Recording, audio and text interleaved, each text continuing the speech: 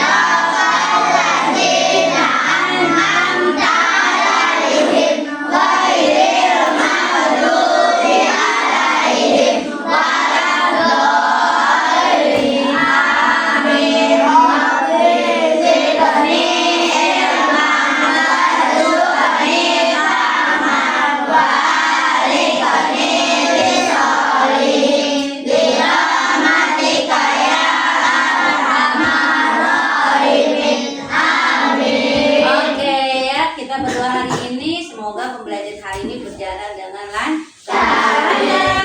Menyanyikan lagu wajib terlebih dahulu. Dari Sabang sampai Merauke, berjalan pulang-pulang, kami menyambung menjadi satu. Itulah Indonesia. Indonesia tanah airku, aku berjanji padamu, menjunjung tanah airku, tanah airku Indonesia. Terima kasih. Sekarang kita berikut terlebih dahulu. Kita tuh 1, 2, 3, 4, 5. 3 kali tepuk 5. Pegang mata. Guru berkata, pegang hidung. Bu Guru berkata, pegang kepala. Bu Guru berkata, pegang perut. Berdiri. Lagi, ayo Ki. Guru berkata, pegang mata. Guru berkata, pegang hidung. Pegang perut. Ya. Ya. Cepat lagi ya. Guru berkata, pegang mata. Guru berkata, pegang kepala. Guru berkata, pegang bahu. Pegang mata lagi.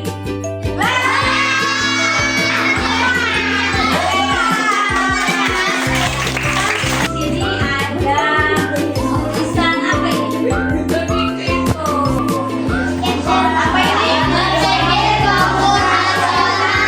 Bacanya ada apa? Ini apa? Kamu bertanya-tanya ya. Apa itu?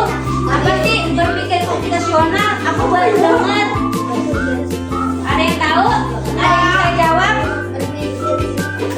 Ya, pasti ada kamu bilang ini. Apa sih ya berpikir komputasional? Aku nggak pernah dengar. Tapi ini aku mau belajar P5. Nah, teman-teman, ya, hari ini kita akan mencari tahu apa itu yang dimaksud dengan berpikir komputasional. Nah, sekarang itu zaman semakin canggih. Zaman lebih pintar dari mamanya. Kalian pasti tahu banyak. Di handphone itu ada game. Tahu nggak game? Tahu. Ada TikTok tahu? Ya, makanya ya kalian itu mungkin lebih pintar dari ya dari orang tua kalian. Coba orang tua kalian tanya, mama, coba permainan game ini belum tentu mama kamu tahu. Kalau kamu tahu itu zaman sekarang udah zaman canggih. Berpikir Pengenalan Computational Thinking. Hai teman kece, coba tebak apa artinya computational thinking atau berpikir komputasional? Adakah yang bermata jeli dan melihat kata komputasional di sini? Jadi mungkin ada hubungannya dengan komputer ya? Iya, betul sekali. Jempol buat kamu yang sudah menebak dengan benar. Berpikir komputasional adalah proses berpikir untuk menyelesaikan masalah dengan efektif dan efisien. Dalam ilmu komputer, proses berpikir ini dilakukan sebelum mulai menulis coding atau pemrograman. Jika sudah direncanakan dengan baik, maka coding yang ditulis akan sesuai dengan kebutuhan dan dapat diselesaikan dengan cepat dan tepat. Tapi ternyata berpikir komputasional juga bisa dilakukan tanpa komputer dan tanpa internet loh. Malah sebenarnya kita pun sudah menerapkannya dalam kehidupan sehari-hari. Mulai dari menggosok gigi, mencatat ringkasan pelajaran, hingga menyiapkan tas untuk sekolah besok. Wah, kalau kita sudah bisa menerapkannya setiap hari, berarti kita semua sudah mahir dong. Eits, belum tentu. Contoh-contoh tadi kan menerapkan berpikir komputasional pada masalah yang sederhana. Masih banyak nih masalah yang lebih kompleks, seperti misalnya mengatur keuangan bulanan, apa yang harus dilakukan kalau kamu tersesat di tempat baru, hingga memilih jurusan dan karir.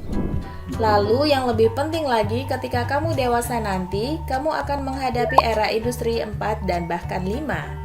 Di sini kamu perlu kecakapan untuk memanfaatkan dunia digital, mulai dari mencari dan memilah informasi yang kamu perlukan, hingga menggunakan informasi itu untuk membuat keputusan penting dalam hidupmu.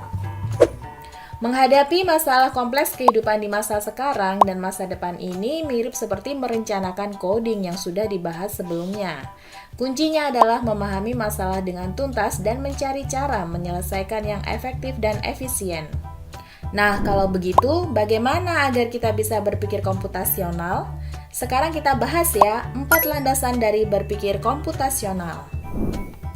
Yang pertama, dekomposisi. Dekomposisi artinya membagi masalah kompleks ke bagian yang lebih kecil agar mudah diselesaikan. Misalnya, kamu ditunjuk jadi ketua panitia lomba 17-an.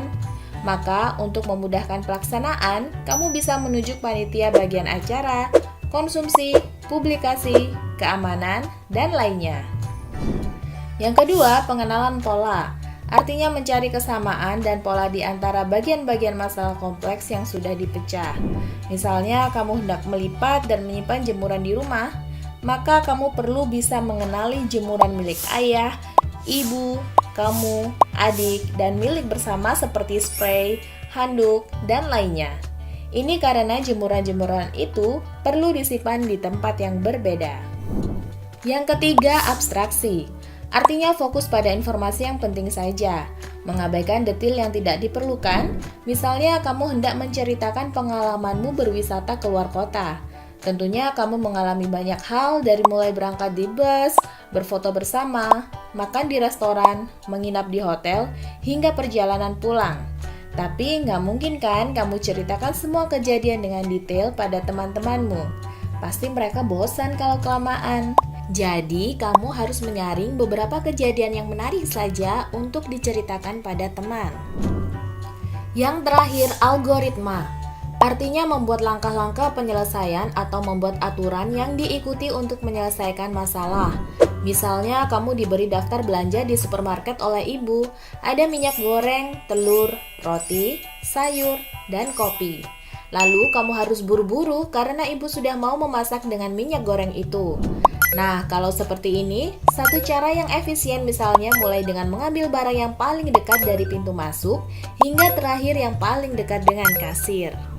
Nah, itu dia 4 landasan berpikir komputasional yang perlu diterapkan untuk memecahkan masalah yang kompleks. Lalu berikutnya, apakah ada cara untuk mengasah kemampuan berpikir komputasional? Tentu ada. Selain bisa coba kamu terapkan ke masalah sehari-harimu, kamu bisa juga latihan soal untuk mengasahnya. Misalnya, gurumu akan memberikan soal-soal computational thinking di mata pelajaran matematika, bahasa Indonesia, dan IPAS dalam kurikulum mereka. Seorang detektif.